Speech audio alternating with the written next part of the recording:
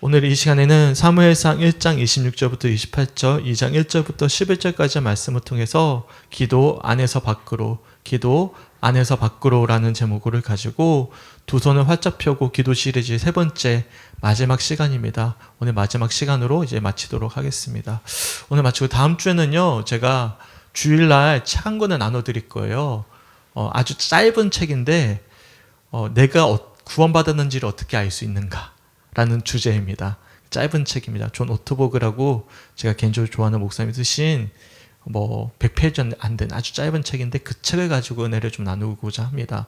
그러니까 주일날 20권 주문을 일단 해놨거든요. 한 권에 4,500원밖에 안 해요. 그래서 다 나눠드리고 읽어보시고, 그리고 우리가 그 책을 가지고 이제는 내가 구원 받았는지 안 받았는지 어떻게 우리가 확인할 수 있을까? 안 궁금하세요? 나 궁금하죠. 그래서 그 책을 통해서 우리가 조금 살펴보고자 하니까 수요일날은 좀 책을 가지고 보는 것도 좋더라고요. 그래서 일단은 짧은 책들 이번에는 오토보그 목사님 책을 주일날 제가 나눠드리고 그 책을 가지고 다음 주 수요일부터는 그 말씀을 나누도록 하겠습니다. 일단은 오늘은 이제 기도에 대한 이제 마무리 시간을 좀 가지고자 합니다. 혹시 깐나나이를 자세히 살펴보신 적이 있으십니까? 한번 자세히 한번 살펴보세요. 깐나나이. 자, 이 아이가 누구 것 같습니까? 한번 맞춰보십시오. 맞추면 상금 드릴게요. 세 사람 중에 하나. 이건 재미없다. 야, 누구 것 같습니까, 이거? 주의? 아니, 땡. 네. 첫째 아이입니다. 네, 주은입니다. 주은이가 엄청 어머니 모유가 잘 나와가지고 엄청 통통했어요. 네, 주에 담았어요. 네, 주은입니다. 네. 네, 우리 첫째 아이고요. 지금 완전히 다르죠. 네, 완전 정말 통통했어요. 모유를 너무 잘 먹어가지고. 네, 하여튼 깐나나의 자세히 살펴본 적이 있으세요? 살펴보면 뭐가 느껴지십니까?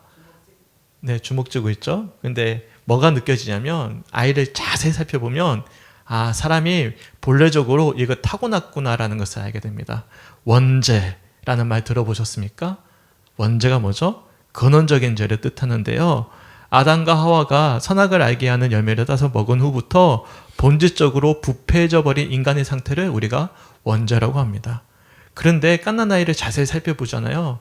지금 우리 9살 어린 여동생이 제게는 있거든요. 그러니까 터울이 되게 길죠.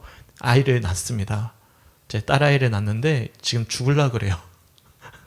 이제 산후조리원 끝나고 집에 들어왔는데 저는 이제 요즘 좀 아프니까 전화를 잘 못해도 저희 아내가 계속 하거든요. 그러면 밤에 그렇게 잠을 안 잔대요. 그래가지고 너무너무 힘들대요. 네. 깐나나에 보시면 정말 아이가 이기적이라는 것을 쉽게 알 수가 있습니다. 자신을 보호해주는 부모의 마음을 아이가 헤아려 줍니까? 오직 자기 자신의 감정에 몰두되어져 있죠.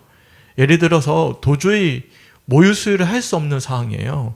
근데도 아이는 배가 고프면 어떻게 합니까? 엄마께 모유 달라고 막 때렸습니다. 아기 엄마는 당장에 수유를 하고 싶은데 할 수가 없는 환경이에요. 막 사람이 너무 많아요. 그래서 줄 수가 없어요. 그래서 아이에게 엄마가 이렇게 이야기하는 거죠. 아이야, 조금만 참아. 엄마가 사람도 없는 곳으로 달려갈게. 조금만 참아줘. 아이야, 조금만 참으면 다 마음껏 줄게. 그런다고 아이가 엄마가 나 때문에 이렇게 고생하구나. 내가 조금만 먹고 싶은 거 참아야지. 그래, 엄마가 주고 싶어도 못 주는 상황인데 내가 조금만 참아가지고 사람 없는 데 가가지고 마음껏 먹어야지. 엄마 고마워요. 그런 아이 있어요? 없어요? 없어요? 있으면 좀 소개 좀 해주세요. 저 세상에 이런 일이 한번 출연 제의를 좀 해야 될 것 같습니다. 없습니다. 아무리 우리가 찾아봐도 그런 아이를 찾아볼 수가 없어요. 엄마는 아랑곳하지 않고 모유를 먹을 때까지 생떼를 부리는 것이 아이들이 가지고 있는 원래의 모습이죠. 이뿐만이 아닙니다. 깐난 아기들은요. 지금 우리 주은이가 지금 자리에 없으니까 하는 말인데 사춘기 들어갔습니다. 엄마를 이겨 먹으려고 그래요. 아빠는 무서워서 못 이기는데 엄마는 이겨 먹으려고 그래요. 그러면 참 이기적이구나. 참 그렇게 어떻게 모를 수가 있을까. 제가 우리 어머니께 할 말은 아니긴 한데 하여튼 그렇습니다. 참 아이들이 참 이기적이죠. 하지만 자연스럽게 시간이 흐르면 아이들도 성장하기 마련입니다. 키도 자라고 머리도 자라고 뭐도 잘하죠. 마음도 자랍니다. 그렇게 유치원, 초등학교, 중고등학교, 대학교를 거치면서 기본적인 인성이 형성되어지면 어떻습니까? 본질적으로 지니고 있는 이기적인 것이 완전히 사라지진 않죠. 다 이기적인 마음을 다 가지고 있죠. 하지만 그나마 어떤 마음이 생기냐면 나를 보던 시선에서 이제는 타인을 배려해주고 공감해줄 수 있는 마음들이 조금씩 생겨나기 시작하는 것이죠. 그런데요, 생각해 보세요. 이처럼 아이가 성장했는데도 불구하고 여전히 갓난 아이와 같은 모습을 보이고 있다면, 그래서 전혀 상대방을 타인을 배려하지 않는다면 그 사람이 어떻게 보입니까? 주변에 아직도 덜 자란 분들이 계시거든요. 그래서 막 상대방을 막 힘들게 하고 자기 자신만을 아는 사람들이 있어요. 우리는 그런 사람들을 뭐라고 부릅니까? 아나무인. 네. 어려운 사자성어를 쓰세요. 뭐죠? 성숙하지 못한 사람. 네, 덜 성장한 사람, 미성숙한 사람, 이런 부정적인 타이틀을 우리가 붙이지 않겠습니까? 아나무인 아주 좋습니다. 아나무인, 성숙하지 못한 사람이죠. 그러면 성숙이 뭡니까? 성숙. 성숙이 뭐죠? 국어사전을 찾아보면 성숙에 이런 의미가 있습니다. 몸과 마음이 자라서 어른스럽게 됩니다. 라는 의미를 지니고 있습니다. 그렇다면 몸과 마음이 자라서 어른스럽게 되었다라는 뜻은 무엇을 의미할까요? 단지 키와 덩치만 성장하는 것이 아니라 뭐도 함께 커지는 거죠? 마음도 함께 커지는 것, 그게 바로 성숙이다라는 것을 우리가 알 수가 있습니다. 달리 편에서 마음이 어른스러워진다라는 의미는 자신의 감정에만 충실했던 갓난 나이의 어떤 모습이 이제는 변화되어져서 이제는 타인의 감정도 헤아리고 배려할 줄 아는 넓은 마음이 되어졌다. 이것을 우리가 뭐라고 부르냐면 성숙이라고 부릅니다. 그런데요, 중요한 사실이 있습니다. 신앙생활도 잘한다는 것 아십니까? 신앙생활도 갓난 나이 시절이 있고요, 성숙해지는 시절이 있습니다.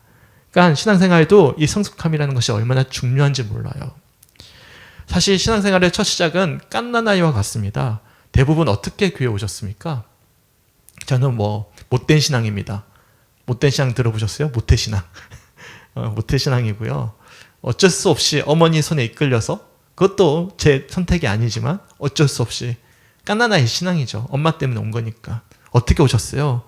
대부분 자신의 문제에 함몰되어져 사실 교회를 찾아옵니다. 그게 학업의 문제든 취업의 문제든 가정의 문제든 결혼, 경제, 관계 문제든 수많은 문제로 인해서 내 문제 때문에 사실 신앙생활을 시작하게 됩니다. 자기 자신만의 힘으로 해결할 수가 없으니까 누구를 찾는 거예요? 나보다 힘이 센 사람, 초월자를 찾는 심정으로 우리가 종교심을 가지고 찾아오게 마련이거든요. 그래서 그렇게 첫 신앙생활을 하신 분들은 살펴보면 시선이 오롯이 어디에 맞춰져 있죠? 자기 자신의 문제만 맞춰져 있어요. 그래서 그런 자신의 문제가 해결되지 않으면 어떻게 되죠? 이게 교회 다녀도 아무 의미가 없구나. 하나님 계시지 않구나. 하나님 존재 자체를 부인하기도 하고, 신앙생활에 뭐가 생깁니까? 죄송해요. 저처럼 이제 마음이 약하면 그럴 수도 있지만 그 문제 떠나서 신앙을 가지고 보면 신앙의 굴곡이 막 생기기 시작하는 것이죠. 더군다나 교회에서도 마찬가지예요. 교회에서도 그런 분들을 보면 교회에서 무엇인가를 받기만을 원하지 내가 무엇인가를 헌신하거나 베풀고자 하는 열정을 쉽게 찾아볼 수가 없어요. 도리어 내 편의를 봐주지 못해요, 교회가. 아니면 성도나 목회자가. 그러면 가차없이 교회를 비판하고 뒷담화를 합니다. 그리고 쉽게 다른 교회로 옮겨버리기까지도 하는 것이죠. 이처럼 신앙생활의 중심에 오롯이 자기 자신의 감정만이 자리 잡고 있어서 그 감정이 신앙생활의 원동력이 되는 사람들, 이런 사람들을 아직 저는요, 갓난 아이와도 같은 그리스도인이라고 부르고 싶어요. 주변에 그런 분들이 있어요, 없어요? 없어요. 우리 교회는 없어요. 역시 아주 우리 사모님 지혜롭습니다. 우리 교회는 없지만 한국 교회는 어떻게 보면 참 많이 있는지도 모릅니다. 그런데 이렇게 갓난 아이와도 같은 그리스도인들이 변화하기 시작합니다. 규칙적으로 우리가 예배하잖아요. 이게 아무 의미 없는 시간이 아니에요. 아이들 보면 오늘도 밥 먹고 왔거든요. 밥 먹는 게 의미 없어 보이잖아요. 그냥 하루니까 밥 먹는 것 같잖아요. 근데 이게 굉장히 큰 의미가 있는 거예요. 규칙적으로 예배하고요, 말씀을 듣고요, 기도하면서 그렇게 조금씩 밥을 먹어요. 그러면 아이들이 어떻게 되는 거예요? 성장하잖아요. 마찬가지로. 말씀이라는 밥을 먹고 기도라는 숨을 조금씩 우리가 규칙적으로 나도 모르는 사이에 무의미해 보이지만 우리가 계속 하잖아요. 그러면 점점 더 나도 모르는 사이에 성장하는 거예요. 하나님을 조금 더 깊고 넓게 알아가기 시작합니다. 말씀을 통해서 성숙해지고요. 예수님을 향한 기도를 통해서 좁디 좁았던 마음이 조금씩 넓어지기 시작하는 거예요. 기억하세요. 우리가 기도했기 때문에 말씀을 받기 때문에 성장하는 게 아니에요. 말씀 자체에 뭐가 있죠? 운동력이 있고요. 기도 자체에 생명력이 있습니다. 믿으십니까? 네. 내가 기도했기 때문에 내가 말씀을 받기 때문에 내가 자라나는 게 아니라 내가 억지로 하더라도 내가 그냥 하더라도 말씀 자체 운동력이 있고 기도 자체 생명력이 있어서 의미 없어 보이는 이 시간들 속에서 뭐가 자체적으로 움직이는 거예요? 말씀과 기도 자체가 우리를 성장시키고 있다는 사실을 기억하셨으면 좋겠어요. 아멘. 그래서 뭐가 필요할까요? 딸이 없까요? 규칙적인 신앙생활. 예, 밥도 저처럼 간헐적으로 먹으면 도리어 살이 쪄버립니다. 네, 규칙적으로 먹으면 우리 장님처럼 튼튼한 몸을 아니에요? 그렇군, 아니었구나. 그렇습니다. 신앙생활도 마찬가지. 규칙적으로 하면 자연스럽게 말씀과 기도 자체의 생명력이 있습니다. 그렇게 우리가 점점 우리 신앙이 넓어져 가기 시작하는 것이죠. 그렇게 믿음의 성숙에 이르게 되면 어떻게 될까요? 놀랍게도 변화가 실제가 됩니다. 이제는 지금까지는 자신의 문제에만 오롯이 함몰되어져서 하나님을 바라보게 되었다면 이제는요, 문제 너머에 계시는 누가 보이는 거죠? 문제 너머에 계시는 하나님이 보이기 시작하는 거예요. 그리고 문제를 다스리시는 하나님을 의지하게 됩니다. 그리고 놀랍게도 그런 하나님을 보게 되면 하나님 때문에 주변까지도 보이기 시작하는 거예요. 그러니까 기억하세요. 순서가 있어요. 우리가 하나님을 봐야만 뭐가 보이죠? 주변이 보입니다. 주변이 보이고 하나님이 보이는 게 아니에요. 순서가 있어요. 우리가 성숙해지면 누가 보이냐면 문제 너머에 하나님이 보이고요. 하나님이 보이면 하나님과 함께하고 있는 누가 보이는 거예요? 주변 사람들이 보이는 거예요. 헨리 나우에는 자신의 저서에서 이렇게 이야기합니다. 우리 책 가져오셨으면 66페이지 한번 펴보실까요? 책 가져오신 분들 66페이지. 66페이지 제 밑에서 네 번째 줄에 보시면 이런 표현이 있습니다. 66페이지 제 밑에서 네 번째 줄부터 제가 쭉 한번 읽어볼게요. 없으신 분들 앞에 보시면 됩니다. 우리는 기도할 때 자신과 하나님만이 아니라 이웃도 발견하게 됩니다. 기도 안에서 우리는 인간은 인간이고 하나님은 하나님이시다라는 것뿐만 아니라 우리의 이웃이 우리와 함께 살아가는 형제요 자매라는 사실도 고백할 수 있기 때문입니다. 또한 회심은 우리가 혼자가 아니며 더불어 살아야 하는 존재임을 기쁨으로 인정하게 합니다. 라고 말씀하고 있죠. 이처럼 무슨 말씀일까요? 신앙의 시선이 나로부터 시작해서 그 시선이 이제는 어디로 이동하는 거죠? 성숙해지면 하나님으로 이동하게 됩니다. 그리고 하나님으로 우리의 시선이 넓어지면요, 하나님 안에서 우리는 함께 살아내는 형제요 자매라는 사실에까지 우리가 시선이 넓어져 가는 것이죠. 곧 자신 안에서만 함몰되어져 있던 믿음의 시선이 하나님으로 확장이 되어지고요, 이제는 이웃까지 넓어져 가는 것이죠.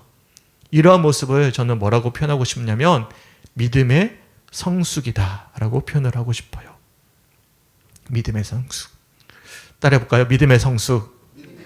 다 이런 믿음의 성숙에 이를 수 있는 우리 성축교회 성도들이 되시길 주님의 이름으로 간절히 축원합니다. 아멘. 우리는 지난주에 한나의 기도에 대해서 우리가 살펴봤어요. 아이가 없던 한나가 하나님께 간절히 기도드렸습니다. 두 손을 활짝 펴고 수용하는 자세와 마음으로 간절히 믿음으로 기도드렸습니다. 그러자 하나님은 엘리의 제사장을 통해서 한나에게 이렇게 응답해 주셨는데, 우리가 사무엘상 1장 17절 말씀인데요, 우리 함께 읽어봤으면 좋겠습니다. 사무엘상 1장 17절 말씀 시작. 엘리가 대답하되 평안히 가라. 이스라엘의 하나님이 네가 기도하여 구한 것을 허락하시기를 원하노라 하니. 아멘. 다 기억나시죠?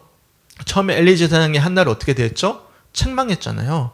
조금 전까지만 하더라도 한나를 책망하던 엘리 제사장이 갑자기 태도를 바꿔서는 한나의 기도에 하나님이 응답하실 것이다 라는 발언을 하고 있는 거예요. 일반적인 관점에서 본다면 믿음이 가지 않는 답변이죠. 이 사람이 나를 책망했는데 갑자기 태도를 돌변해서는 하나님이 당신에게 응답하실 것이다. 그런 발언이 어떻게 여겨지겠습니까? 그런데요, 한나는 그게 중요하지 않은 거예요. 누구께 기도했기 때문이죠? 하나님께 기도했잖아요. 희망의 기도를 드렸던 하나는 그 전에 엘리 제사장이 자신에게 어떤 태도를 보였는지는 중요하지가 않아요. 왜요? 사람에게 기도한 게 아니거든요. 하나님께 기도했거든요. 비록 신뢰할 수 없는 엘리 제사장의 답변이었지만 한나는요, 믿음으로 이게 응답이라고 확신을 가집니다. 참 멋있는 믿음인 것 같아요. 믿음이라고 확신을 가져요. 이어진 18절 말씀 함께 읽어봤으면 좋겠습니다. 시작. 이르되 당신의 영이 당신께 은혜 있기를 원하나이다 하고 가서 먹고 얼굴에 다시는 근심 빛이 없더라. 아멘. 뭐라고 말씀하고 있죠? 믿음으로 기도드렸던 하나는 하나님의 응답으로 확신합니다. 그리고 다시는, 이것도 참 멋있어요. 저 이런 믿음이 있었으면 좋겠습니다. 다시는 근심하지 않겠다. 근심하지 않겠다라고 고백합니다. 그리고 정말로 그런 한나의 믿음을 보시고 한나의 기도에 하나님이 응답을 해주시거든요. 이어지는 19절과 20절 말씀 제가 한번 읽어드릴게요. 그들이 아침에 일찍 일어나 여호와 앞에 경배하고 돌아가 라마의 자기 집에 이르니라. 엘가나가 그의 아내 한나와 동침함에 여호와께서 그를 생각하신지라. 한나가 임신하고 때가 이름에 아들을 낳아 사무엘이라 이름하였으니 이는 내가 여호와께 그를 구하였다 함이더라. 아멘. 뭐라 말씀하고 있죠? 하나님께 응답을 듣고선 돌아간 한나가 사랑하는 남편 엘가나와 함께 잠자리에 들었어요. 그때 참 멋있는 표현이 있습니다. 19절 후반절에 보십시오.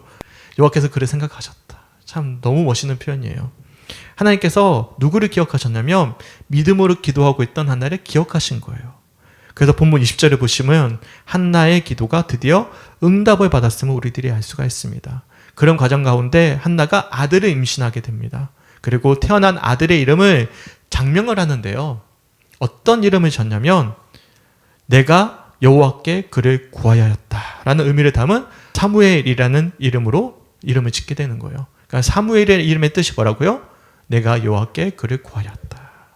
다른 표현에서 한나는 자신의 간절한 기도의 응답이 바로 아들 사무엘이었음을 고백하고 있는 거예요. 그러니까 한나의 신앙의 고백이 어디에 담겨져 있는 것이죠? 아들의 이름에 고스란히 담겨져 있는 것입니다. 이처럼 우리가 두 손을 활짝 펴고 믿음으로 드리는 기도에 하나님은 반드시 생각하십니다. 그리고 기억하시고 반드시 주님의 때 응답해 주셔요. 근데 지금 해피엔딩이잖아요. 그렇죠? 네, 저는요 그런 생각이 들었어요. 만약에 한나가 그렇게 두 손을 활짝 펴고 기도했는데 해피엔딩이 아니라 언해피엔딩이에요. 그러면 한나가 어떻게 했을까요? 어떻게 하나님 그러실 수 있어요? 그렇게 했을까요? 아니죠. 18절 말씀처럼 우리가 확실하게 알 수 있는 것은 다시는 근심빛이 없었다. 이것은 응답의 문제는 이제 지나간 거예요. 하나님께 온전히 맡겨드린 거예요.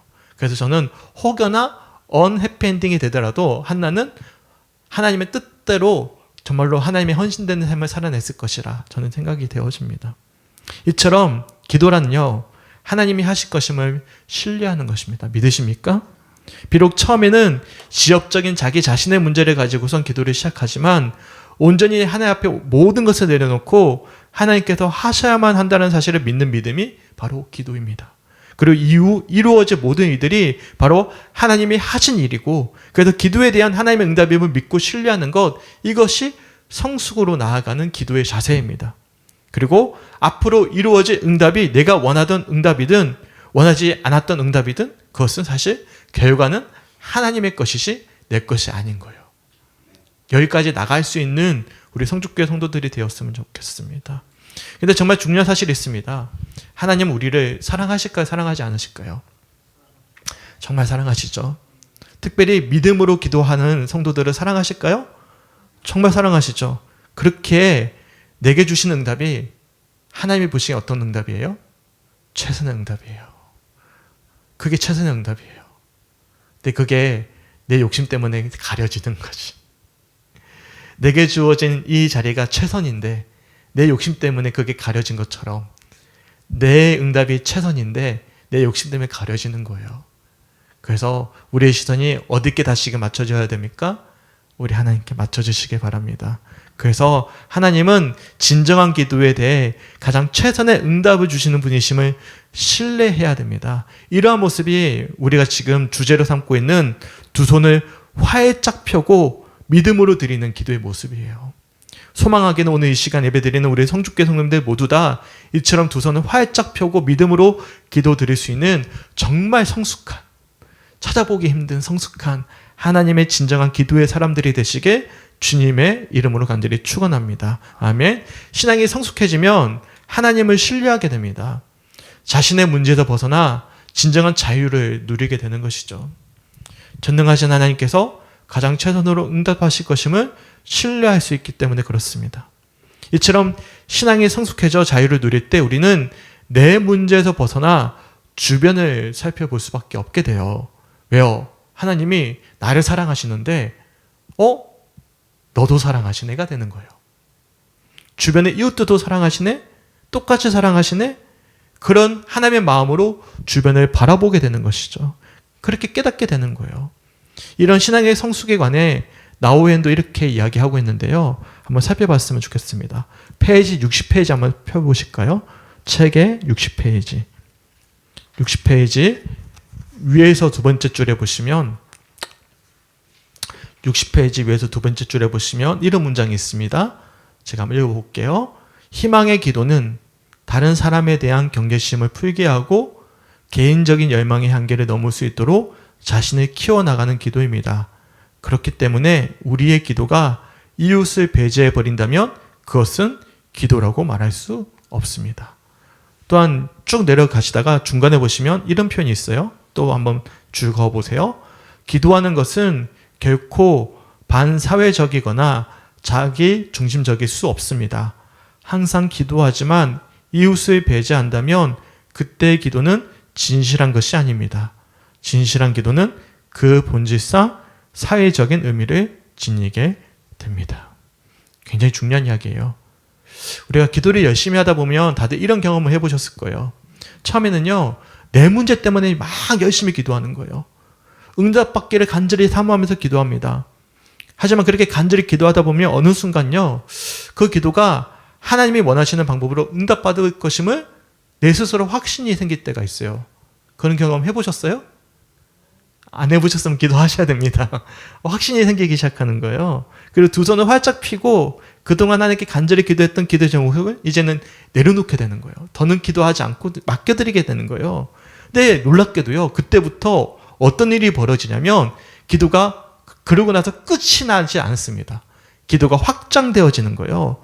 그때부터는요, 내 문제가 사라지고 뭐가 생각나기 시작하는 거예요. 주변 누군가가 막 생각나기 시작하는 거예요. 그래서 자신도 모르게 기도 중간에 내 문제 때문에 기도를 시작했는데 나도 모르게 기도의 주제가 달라지는 거예요. 내 가족이 되고요, 동료가 되고요, 주변 사람들의 문제들이 막 떠올라요, 막 머릿속에. 그들을 위해서 막 기도하기 시작하는 거예요. 그래서 나는 온데간데 없이 사라지고 다른 이들을 위해서 간절히 기도하는 모습을 우리가 보게 되는 것이죠. 다 경험해 보셨죠? 네. 그렇게 누군가를 위해서 간절히 기도하다 보면 상대방의 마음이 나도 모르게 느껴지는 거예요. 지금 그 상대방 만나지도 않았거든요. 만나지도 않았는데도 불구하고 절절한 아픔이 느껴지는 거예요. 그래서 내 문제가 아닌데도 불구하고 막 눈물을 흘리기도 하고 가슴 치기도 하고 그를 위해서 막 호소하기도 하고 탄원하기도 하고 그렇게 기도하게 되는 것이죠. 이처럼 내 문제로 시작되었던 기도가 하나님을 신뢰하는 기도로 발전하게 되고요. 더욱더 기도가 발전하게 되면 나는 사라지고요, 이웃의 문제들로 가득 차게 되는 것이죠.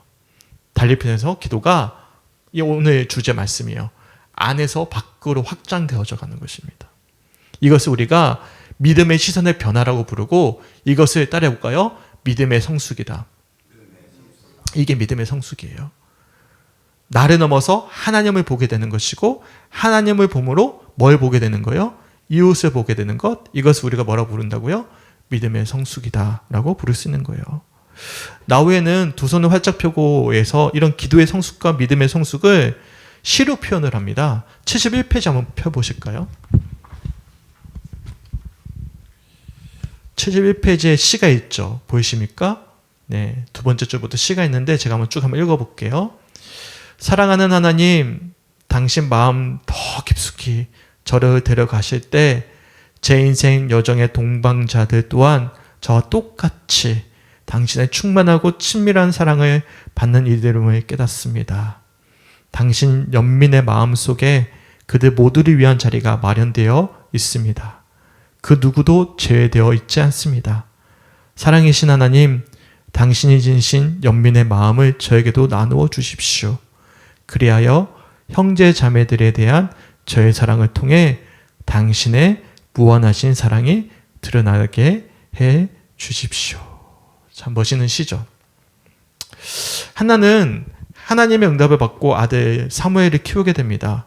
그리고 젖을 떼고 어느 정도 아이가 장성하게 되자 남편 엘가나에게 이 사무엘을 하나님이 주신 응답이기 때문에 하나님께 바치겠다라는 다짐을 고백합니다. 근데 놀랍게도 엘가나가 어떻게 답변을 하냐면 자기도 그렇게 생각한다라는 거예요. 하나님이 하셨으니까 그래 하나님께 드리자 라고 고백하면서 무례해 보일 수도 있는 한나의 요구에 응답해줘요. 그리고 그런 과정을 통해서 한나가 어느 정도 성장한 아들 사무엘을 엘리 제사장에게 데려갑니다. 그리고 이렇게 고백을 하거든요. 오늘 본문입니다. 26절부터 28절 1장입니다. 함께 읽어봤으면 좋겠습니다. 26절부터 28절까지 말씀이에요. 쭉 한번 읽어볼게요. 시작. 한나가 이르되 내 주여 당신의 사심으로 맹세하나이다. 나는 여기서 내 주 당신께서 여호와께 기도하는 자라 이 아들을 위하여 내가 기도하였으니 내가 여호와여 기도한 바를 여호와께서 내게 허락하신지라. 그러므로 나도 그를 여호와께 드리되 그의 평생을 여호와께 드리나이다 하고 그가 거기서 여호와께 경배하니라. 아멘. 말이 좀 어렵죠. 쉽게 풀어서 표현하면 이렇습니다. 하나님께 기도하였더니 하나님이 응답해 주셔서 사무엘을 낳게 되었습니다. 이제 사무엘을 하나님께 드리오니 여기서 하나님을 경배할 것입니다. 뭐죠? 오롯이 하나님을 신뢰하고 맡겨드리는 한나의 성숙함을 볼 수 있어요. 그렇죠? 처음에 자기 문제 가지고 기도했는데요. 이제 기도의 응답을 누구께 맡겨드리는 거예요? 하나님께 맡겨드리는 거예요. 그리고 이어지는 사무엘상 2장 1절부터 10절까지는요. 아름다운 한나의 기도가 기록되어져 있습니다. 과연 한나가 어떤 심정으로 사랑하는 아들 사무엘을 하나님께 바쳤는지를 알 수 있는 아름다운 한 편의 기도시입니다. 그러니까 이제 번역이 산문으로 되어져 있지만 시거든요. 이것을 제가 축약했습니다. 너무 길어가지고 간단하게 축약하면 이렇습니다. 보일런지 모르겠어요. 주님으로 인해 내 마음 기쁨 가득합니다. 주님처럼 거룩하시니 아무도 없습니다. 주님으로 인해 배불리 먹던 자들은 굶주리게 되었고 굶주리던 자들은 줄이지 않게 되었습니다. 주님으로 인해 가난한 자를 티끌 그리고 잿더미 가운데서 일으켜 영광의 자리에 앉게 하십니다. 주님으로 인해 성도들의 발걸음은 지켜지나 악인은 어둠 속에서 말없이 사라질 것입니다. 주님으로 인해 온 세계를 심판하시고 기름 부어 세운 자에게 큰 영광을 주십니다. 제가 제 나름대로 의역을 했어요. 한나가 뭐라고 고백하고 있냐면 모든 일들이 하나님으로 인하여 이루어질 것임을 사무엘을 바치며 고백하는 거예요. 더 놀라운 사실이 있죠. 사랑하는 아들 사무엘을 하나님께 바치는데 아들을 위한 기도가 없어요. 모든 이들을 향한 기도로 확장되어져 있음을 우리들이 알 수가 있는 거예요. 단지 하나님으로서 자신의 마음이 진심으로 기쁨에 가득 차 있음을 고백하고 감사하면서 하나님의 은혜에 굶주린 자들이 회복되어지고 악인들이 심판받고 하나님의 영광이 온전히 회복되기 원합니다. 이것을 우리가 달리 표현하면 따라해볼까요? 중보. 네, 중보 기도로 확장되어진 거예요. 어떻습니까? 우리는 이런 한나의 기도를 통해서 믿음의 성숙에 이른 한 여인을 볼 수 있지 않겠습니까? 비록 기도의 시작은 아들을 낳지 못한 개인적인 아픔으로부터 시작이 되어졌지만 이후로 응답받았음에도 불구하고 기도가 계속 이어지는 거예요. 그리고 그 기도는요, 하나님을 신뢰하는 기도로 발전되어졌고요. 그 기도는 이웃을 위한 기도로까지 성숙되어져 갔던 것입니다. 달리 표현해서 기도가 변화된 거예요. 어떻게 변화되어졌죠? 따라해볼까요? 안에서 밖으로, 안에서 밖으로 변화되어진 것입니다. 누가복음 23장 34절에 보시면 대표적인 이런 기도가 등장해요. 바로 예수님께서 십자가에 못 박히시면서도 이렇게 기도하십니다. 이에 예수께서 이르시되 아버지 저들을 사하여 주옵소서 자기들이 하는 것을 알지 못함이니이다 하시더라. 아멘. 이게 안에서 밖으로의 기도죠. 자기는 지금 십자가에서 죽음같이 아픈데도 불구하고 어떻게 기도하고 계시는 거예요? 자기 문제를 가지고 기도하고 있는 것이 아니라 밖을 향해 기도하고 계시는 거예요. 또 하나 더 있습니다. 어디 등장할까요? 이런 기도가. 맞춰보세요. 재밌다. 힌트. 사도행전에 등장합니다. 예수님과 비슷하게 기도합니다. 역시 스데반. 뭐 드릴까요? 사도행전 7장 60절에 보시면 스데반 집사가 유대인들에게 돌에 맞아 죽으면서도 이렇게 기도합니다.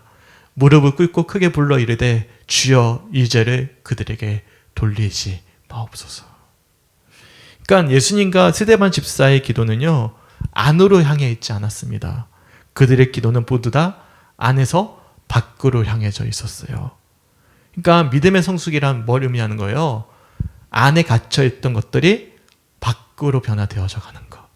이게 믿음의 성숙이구나. 이게 변화구나. 라는 것을 우리들이 알 수가 있는 거예요. 그렇다면 우리는 어떻습니까? 과연 우리의 기도 생활은 어떠합니까? 오랫동안 믿음 생활을 했는데도 불구하고 누구한테 할 말 아닙니다. 지금 제게 하는 말이에요. 자기 문제에 갇혀가지고 허덕이고 있다면 아직 우리는 갓난아이 신앙에서 벗어나지 못한 거죠. 그러면 이 시간 주여 이 죄인 불쌍히 여겨주시옵소서. 우리 살아나게 하여 주시옵소서. 이제는 하나님을 신뢰하게 하시고 하나님을 신뢰하는 문제를 넘어서 이제는 안에서 밖을 정말 볼 수 있도록 인도하여 주시옵소서. 이렇게 기도해야 되지 않겠습니까? 이제는 성숙해져야만 하지 않겠습니까? 자라나셔야만 하지 않겠습니까? 갓난아이와도 같은 기도의 모습을 벗어나 이제는 두 손을 활짝 펴고 믿음으로 주님을 바라보면서 기도해야 되지 않겠습니까? 그렇게 주님이 행하실 일들을 기대하고 그렇게 진정한 신앙의 성숙을 맛볼 수 있는 우리 성축교회 성도들이 되시게 주님의 이름으로 간절히 축원합니다. 아멘. 나후에는요, 이 책의 마지막에 이렇게 이야기하면서 책을 마무리합니다. 책 마지막 페이지 한번 펴볼까요? 87페이지입니다. 제 마지막 줌에 있는데요. 87페이지 위에서 네 번째 줄에 있습니다. 자, 한번 읽어드릴게요. 기도한다는 것은 삶입니다. 그것은 먹는 것이요, 마시는 것이며 활동과 휴식, 가르침과 배움, 놀이와 일입니다. 기도는 우리 삶의 모든 단편에 파고듭니다. 기도는 우리가 있는 곳에 항상 하나님이 계시며 그분이 우리를 당신 가까이로 초대하시어 당신이 주신 삶을 기쁘게 살아가도록 하는 끊임없는 통찰입니다. 참 멋지는 표현이에요. 뭐죠? 기도라는 것은 이제는 삶까지 되는 거예요. 그래서 매일매일 주님과 동행하는 그런 쉼과 같은 것, 쉼과 같은 것, 그것이 바로 기도임을 나우엔이 마지막으로 마무리하고 있습니다. 그렇게 기도가 삶이 되어 주님과 매일 동행할 때 우리 시선은 자연스럽게 누구의 시선을 가지게 되는 거예요? 하나님의 시선을 가지게 되는 거예요. 그냥 자연스럽게 뭐가 되는 거예요? 기도가 안에서 밖으로 향하게 되는 것이죠. 그래서 신앙이 성숙해질수록 이기적인 내 신앙에서 이웃에게 무엇인가 하나를 나눌 수 있는, 우리 저는 아까 전에 나는 아닌 것 같아요 막 찌푸리고 계셨는데 상추 가져오셨잖아요. 상추 가져오셨잖아요. 나만 안 먹고. 네, 성숙하신 거예요. 누구를 기억하고 온 거예요? 사랑하는 성도도 조금에 나눠줘야지 하고 가져오신 거 아니에요? 그러니까 자책하지 마세요. 제 문제는 제 자책하는 거거든. 우리는 이미 성숙합니다. 믿으십니까?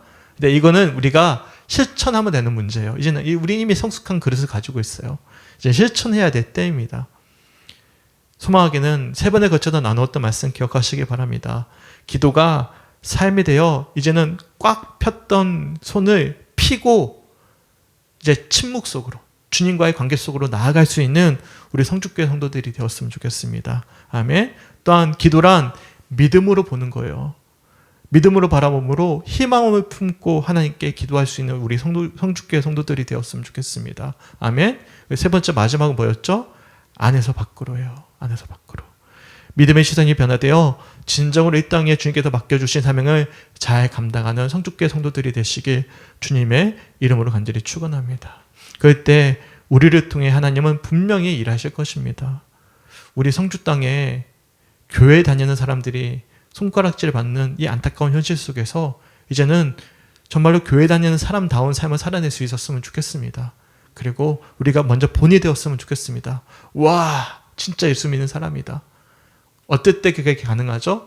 우리의 삶의 시선이 변화되어질 때 가능한 것입니다. 우리 안에서 밖으로 향한 기도를 통해서 일하실 하나님의 놀라운 역사를 기대할 수 있는 그런 마음으로 소망하고 기도하는 그런 우리 성주교회 성도들이 되시길, 그래서 우리 교회를 통해서 우리 성도들을 통해서 우리 주님께서 영광 받으시게 주님의 이름으로 간절히 축원합니다. 아멘. 이처럼 우리 세 편의 거친 설교를 통해서 이 짧은 책자 전체를 쭉 훑어보았습니다. 나중에 시간 되실 때 천천히 한번 읽어보시면 제가 설교하지 않았던 부분 중에서도 참 보석 같은 문장들이 있고요.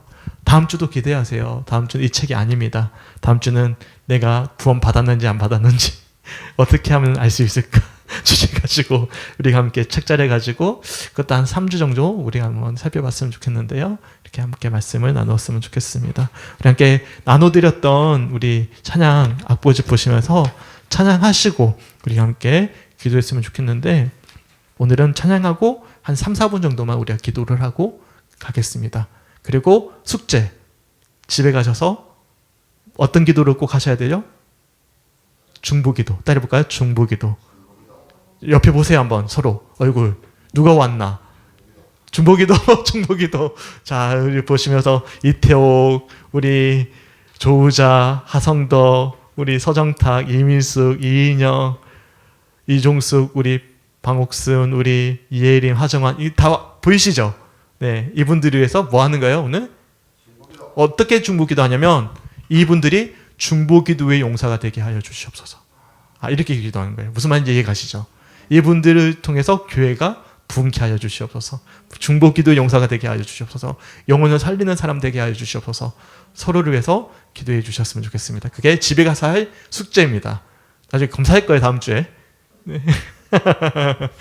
검사할 거예요. 아멘이시죠? 네, 함께 찬양하고 기도하겠습니다.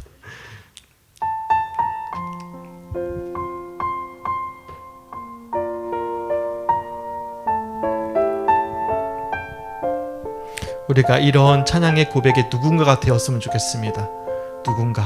누군가를 위해 기도할 수 있는 사람이 되었으면 좋겠습니다. 당신이 지쳐서 기도할 수 없고, 당신이 지쳐서 기도할 수 없고, 눈물이 빗물처럼 흘러내릴 때 주님은 아시네. 당신의 약함을 사랑으로 돌봐주시네. 누군가를 위해 기도하는 우리가 되었으면 좋겠습니다. 누군가 너를 위하여,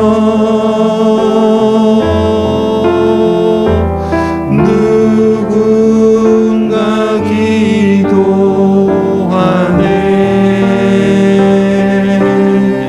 내가 홀로 외로워서 마음이 무너질 때 누군가 널 위해 기도하네.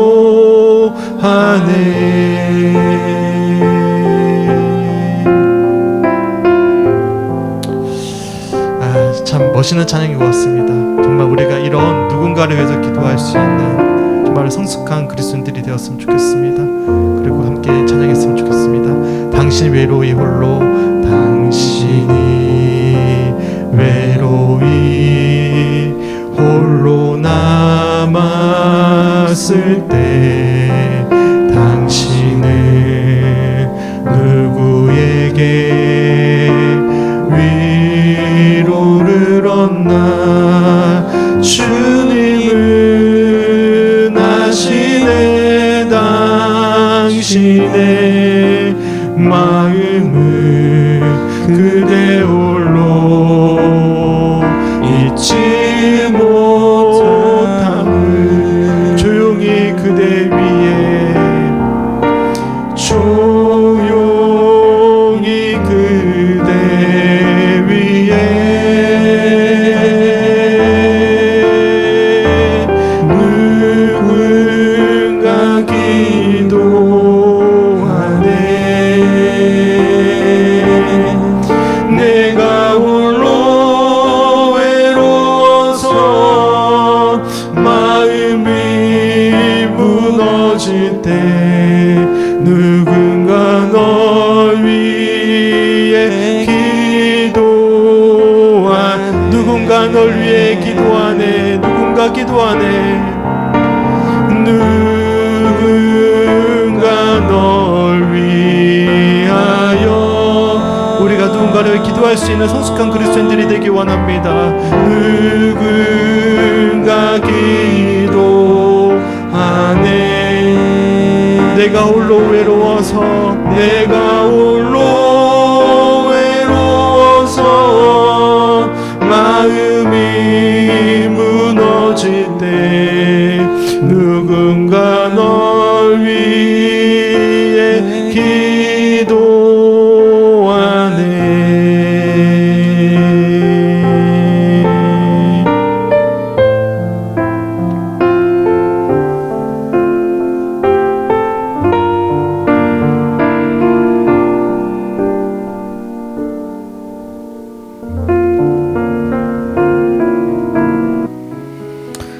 이렇게 기도했으면 좋겠습니다. 로마서 말씀해 보시면 이런 말씀이 있어요. 우리를 위해서 말할 수 없는 탄식으로 기도하고 계시는 분이 계십니다. 누구시죠? 네, 성령 하나님이십니다. 우선 기억하시길 먼저 성령님이 누굴 위해서 기도하고 계시죠? 바로 이 시간 나를 위해서 기도하고 계신다는 사실을 기억하셨으면 좋겠습니다. 믿으십니까? 성령께서 나를 위해서 그 누군가는 성령님이시거든요. 이 찬양에서 누군가는 나를 위해서 기도하고 계시는 그 성령님의 은혜를 기억하셨으면 좋겠습니다. 믿으십니까? 그리고 우리 역시도 기도하셨으면 좋겠어요. 내가 누군가를 위해서 기도하는 자가 되기 원합니다. 나를 통해서 영혼을 살리는 자가 되기 원합니다. 이제는 어린 신앙 같은 그 신앙에 머물러 있지 않게 하시고 우리의 시선이 안에서 밖으로 확장되어져 이제 영혼을 사랑하며 또 영혼을 살리는 그런 진정한 성숙에 이른 믿음의 그리스도인이 간절히 되길 원합니다. 간절히 오늘 주셨던 말씀 붙잡고 기도했으면 좋겠습니다. 이렇게 기도하며 나가겠습니다.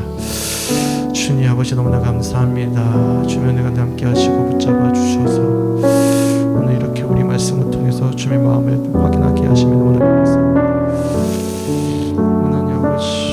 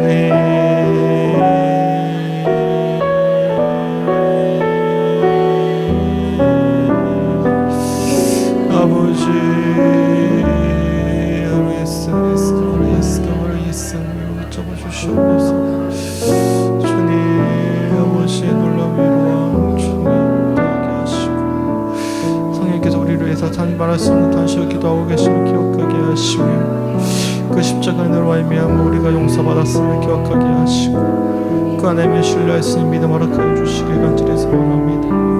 더 나아가 우리 역시 그 주님의 마음으로 기도하기 원합니다. 아버지 부르짖기 원합니다. 간구하기 원합니다. 주여 그렇게 하나님 내 문제에만 머물러 있지 않게 하시고 하나님을 신뢰하게 하시며 또한 풍성히 우리의 기도가 지혜에게 넓어져 영혼을 살리는 자들이 되어지기 간절히 소망합니다. 주여 아버지 인도하여 주시옵소서. 주여 아버지 우리를 스리스게 붙잡아 주시옵소서. 주여 아버지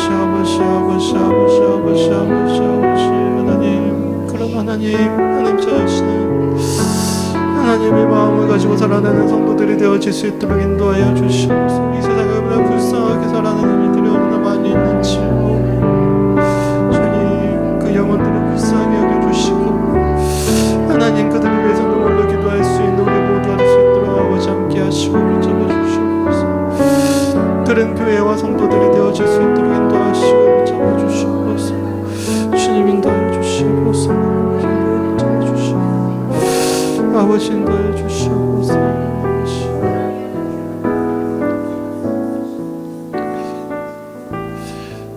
주님 감사합니다.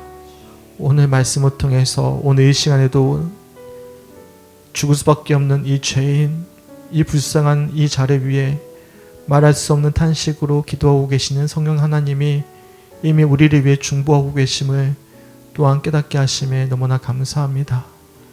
지금까지 우리는 참 깐난 아이와 같은 신앙에 머물러서 응석 부리며 주님께 달라고만 외쳤지 여전히 주님을 신뢰하지 못하였음을 고백합니다. 주님, 우리의 연약한 믿음을 불쌍히 여겨주시고 그런 우리를 위해 말할 수 없는 탄식으로 기도하고 계시는 성령님의 그 간구하심을 듣게 하심에 감사합니다. 주님, 이제는 그 하나님을 신뢰하게 하여 주시옵소서. 꽉 쥐었던 우리의 욕심의 마음들 두 주먹을 활짝 피게 하시고 내려놓게 하시고 앞으로 일하실 주님을 신뢰하는 믿음과 희망의 기도로 나아가게 하여 주시옵소서.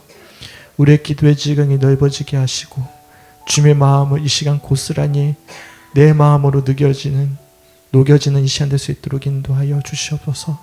그래서 주님의 마음으로 살아내기 원합니다. 그럴 때 얼마나 많은 이들이 눈에 보이는지요. 얼마나 불쌍한 영혼들이 있는지, 얼마나 힘겹게 살아가는 이들이 있는지, 얼마나 죽어가는 세상 속에서 그렇게 하나님 모른 채로 그렇게 살아내고 있는 이들이 있는지 함께 애통하는 마음으로 눈물로 중보하며 기도할 수 있는 안에서 밖으로의 변화가 나타나는 그런 기도의 실제적인 변화가 고백되어지는 우리 성축교회 성도들의 삶이 되어질 수 있도록 인도하여 주시옵소서. 함께 숙제하기로 했습니다. 집으로 돌아가 우리가 함께 예배하고 있는 이 성도들 한 분 한 분이 모두 다 중보 기도의 용사들이 되어질 수 있도록 서로를 위해 중보할 수 있도록 인도하여 주셔서 우리 성축교회가 정말로 성숙한 이들, 정말로 이기적인 신앙에서 벗어나 하나님을 신뢰하며 안에서 밖으로 향해 하나님의 사랑을 전하는 그런 위대한 하나님의 사람들로 세워져 갈 수 있는 교회, 또한 성도들이 날마다 더해지는 교회가 될 수 있도록 인도하시길 간절히 소망하며 이를 위해 우리를 사용하실 주님을 신뢰하며 서로를 위해 중보 기도할 수 있는 그런 오늘 밤 될 수 있도록 인도하여 주시옵소서. 3주간 헨리 나우엔이 쓴 책을 통해 공부하게 하시고 배우게 하시고 깨닫게 하시고 도전받게 하심에 너무나 감사합니다. 주님, 우리 역시도 두 손을 활짝 펴고 하나님을 향해 기도하는 기도의 용사들 다 될 수 있도록 주님 역사하여 주시옵소서. 감사드리며 우리를 사랑하시는 예수님의 이름으로 간절히 기도드렸습니다. 아멘.